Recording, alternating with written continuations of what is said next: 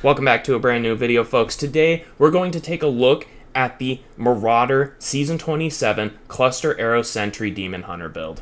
Let's go ahead and dive into some of the pros and cons before we get into the gear to see if this is going to be a good build for you this season. The first pro is that you get to distract your enemies with your pets. You have a large pet army that are going to occupy enemies during the Greater Rifts. The next pro is that this build absolutely has GR150 potential. In Season 27, this is the best build that you can be playing if you want to push high Greater Rifts. Another pro is that this build is a bit different than the Season 26 Cluster Arrow. This season, your sentries actually seem to shoot faster if you're playing a certain way. And we'll cover that when we get into some of the tips and tricks for this video. There are some times where you'll notice your sentries are shooting much slower than at other times, and we'll talk about how you can keep them shooting as quickly as possible. To get into some of the cons, this build requires difficult positioning and risky positioning.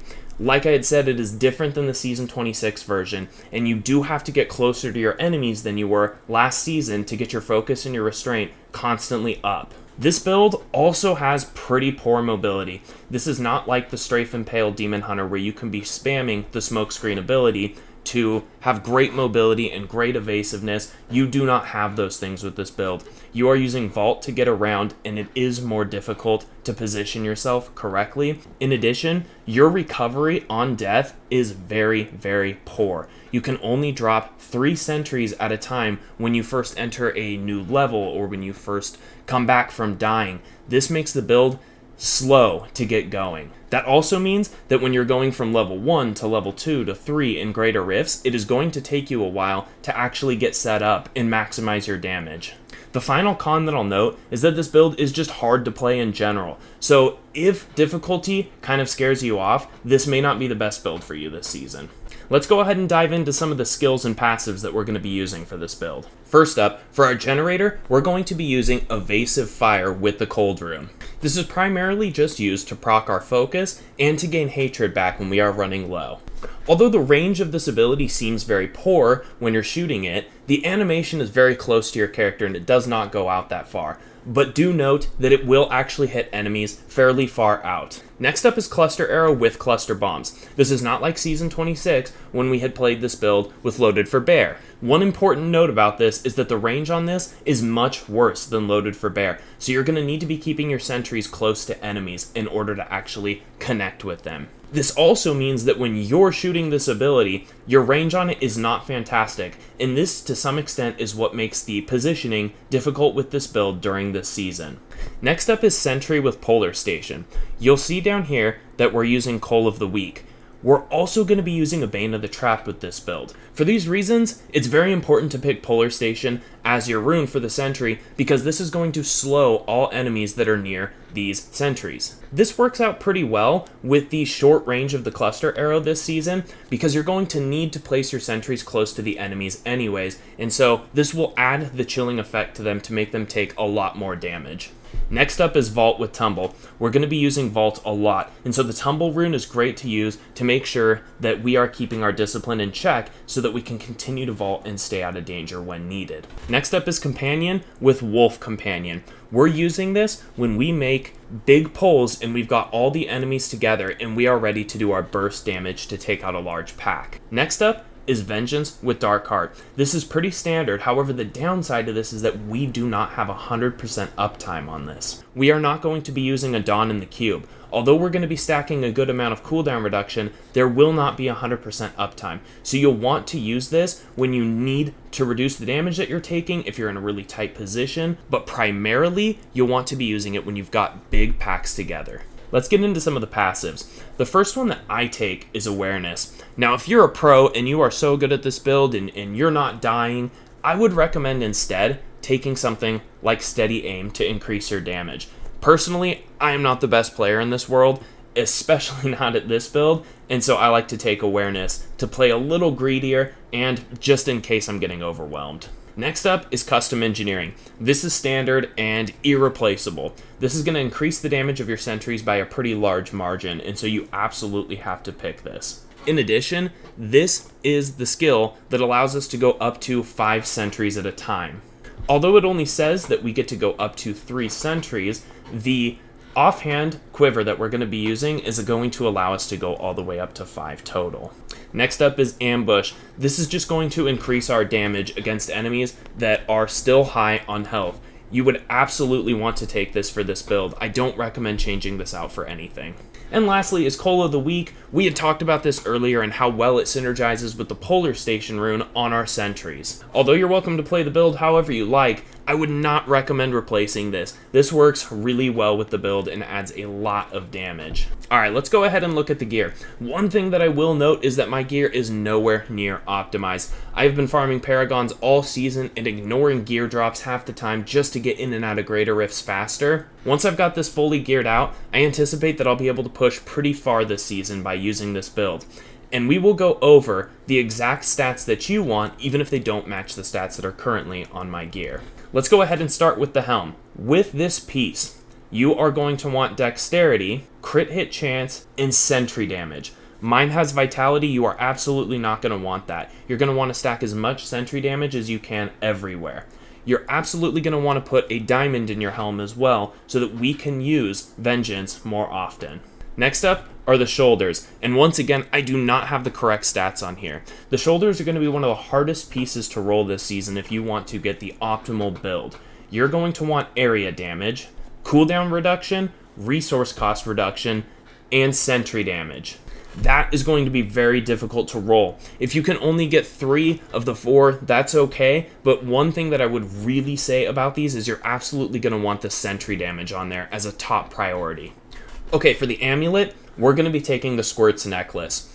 These are the stats that you want. You're going to want that fire damage, crit hit chance, crit hit damage, and the socket. Okay, for the gloves, you're going to want either dexterity or cooldown reduction, area damage, crit hit chance, and crit hit damage for this piece. Personally, I would rather have the cooldown over the dexterity. However, once again, this is going to be a very difficult piece to roll with all 4 of those stats. Dexterity is much easier to roll, and so if you're missing one of those 4 stats, that's okay. Okay, for the chest piece, we're also going to be using Marauders again. So, for this piece, you're going to want the dexterity. You're either going to want all resist or vitality, and you're absolutely going to want the sentry damage. For all of our gear, we're going to be putting diamonds in them, so that applies to this chest piece as well. Okay, for the wrists, we're going to be using Wraps of Clarity.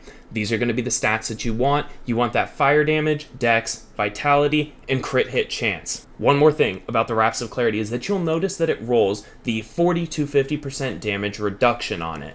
The damage reduction lasts for 5 seconds after you fire your primary skill. So make sure that you're always firing off your primary skill about every 5 seconds with this build, or more as needed for your hatred. I would highly recommend taking a piece with lower rolls on the primary stats to get the higher percentage of damage reduction with this build. It is very easy to die with this build, and so it is so important to roll a high percent damage reduction, and there is a massive difference between 40 and 50%. Next up is the belt, and we're going to be using the Captain Crimson set with this build. So, you're going to want the stats that are on this belt. You're going to want the dexterity, vitality, all resist, and percent life, or alternatively armor. To dive into the rings, we're going to be using focus and restraint. These are almost the stats that you're going to want. I took these from my Strafe and Pale Demon Hunter that has been using the focus and restraint combo, but for this build, you're going to want the area damage over the average damage. Otherwise, you are going to want the crit hit chance, crit hit damage, and the socket. The restraint is going to be exactly the same. You would want to have the same stats, ideally, on the restraint as you do on the focus. Make sure that you're taking full advantage of these rings, and that you're casting a Hatred Spender every 5 seconds. That'll be your cluster arrow, and you're also going to want to be using your primary skill, Evasive Fire, at least every 5 seconds, so that you're keeping the damage bonus up from these rings. One thing to note about Focus and Restraint is, although they increase your damage by 50% and 50%, one would think that that might be a 100% damage increase. That is actually not the case, because the first one that you proc is going to increase your damage by 50%. The next one is going to increase by 50% on the already increased damage from the first one. So when you have these both active, it's closer to a 125% damage increase than 100. Moving on to the pants, we're going to be using Captain Crimson's. These are going to be the stats that you want. You want that dexterity, vitality, all resist in the 2 sockets, and you're going to want to put diamonds in those. Okay, for the bow, and this is probably where I would recommend that you place your Angelic Crucible. However, if you have a Primal Yangs that has fantastic rolls, you can put that Crucible on any other piece to get it to roll as you'd like. Just make sure that when you're using the Angelic Crucible on whatever item, that it rolls the correct ability. We're going to want to take the ability that says Firing Cluster Arrow no longer drops explosive ordnance. Instead, it concentrates its explosive force into piercing rays of light. These are going to be the stats that you want to take on your Yangs. You're going to want that dexterity, you're going to want 10% damage, you're going to want the attack speed, and of course, you're going to want the 50% resource cost reduction. Moving on to the boots, we take the Marauder's boots, and you are going to want these stats. You're going to want the dexterity, the vitality, the all resist, and absolutely the sentry damage percent. Okay, lastly is the Bombardier's rucksack. You are going to want these stats: the dexterity, attack speed, crit chance, area damage, cooldown, and sentry damage. The last thing to note about this is you'll note that I got a very poor roll on the Cluster Arrow additional damage percent. Unfortunately, I have not been picking up a lot of gear since I got my Strafe and Pale Demon Hunter completely decked out, so this is the best one I've got right now. I would highly recommend seeking out one with a much better percent increased damage. You want to get as close to 200, if not 200%. Okay, to quickly go over the legendary gems that we're going to be using. We're going to be using Azay's Stone of Vengeance, a Bane of the Trapped, which works absolutely great with that Polar Station rune on the sentries that we had gone over earlier. And you're going to want to take the Enforcer, because your sentries are considered pets, so this just gives them additional damage. Alright, moving on to the cube, I would say that there is not much flexibility here. The Manticore is absolutely essential. This gives you 300% increased damage on your cluster arrows and cannot be replaced in this build. Next up is Zoe's Secret. This adds a lot of damage reduction for your character. Again, pretty hard to replace because we are playing a squishy build and we need every point of reduced damage percent that we can take. Lastly, we're going to be using the Ring of Royal Grandeur so that we can benefit from the 6-piece bonus on Marauders and the 3-piece bonus on the Captain Crimson set. Okay, to dive into some of the tips and tricks for this build. As I had noted earlier, the rate at which your sentries fire is a little weird with this build. I'll go into a rift real quickly just to demonstrate so that you can see. Okay, take a look at this sentry and note that the rate it's shooting at. 1, 2, 3, 4 versus 1, 2, 3, 4, 5, 6. You'll notice that when you are standing still, the rate at which this fires is substantially slower than compared to when you start moving.